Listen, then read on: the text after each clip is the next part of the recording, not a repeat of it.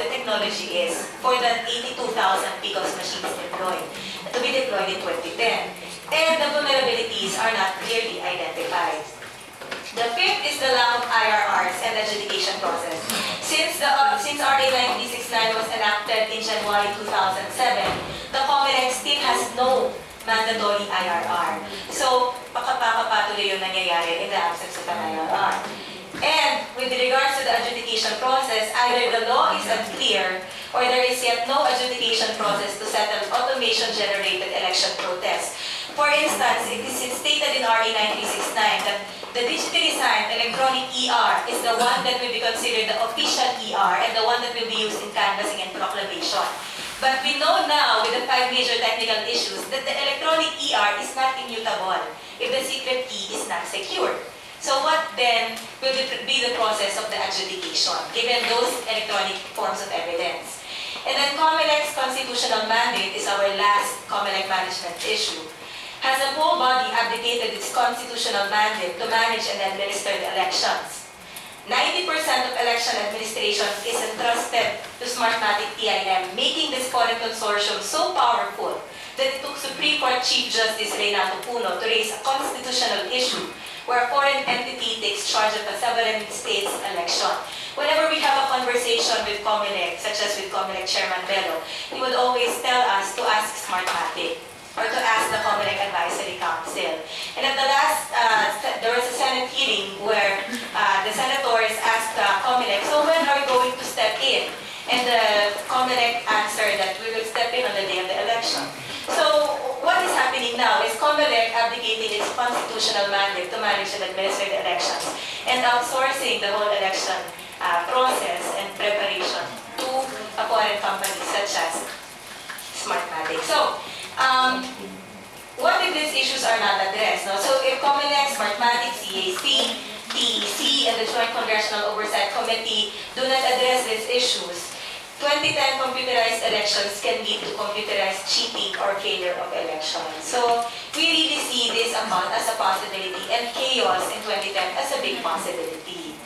How you can help? Advocate for the implementation of safeguards in the AES and help in publicizing the issue and educating the public about the AES, its vulnerabilities, and the safeguards. We need to question that popular belief that automating the election would make it clean elections in 2010.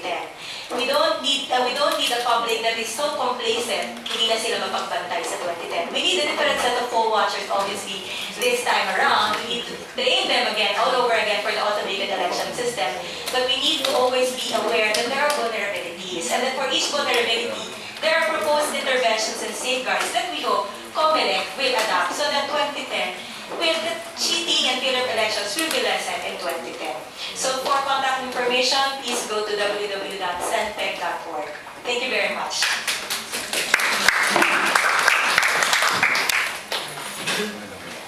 Bago po natin tawagin yung ating huling resource person, gusto lang po natin kilalanin ang pagdating ni Congressman Bakang Mitra ng Palawan.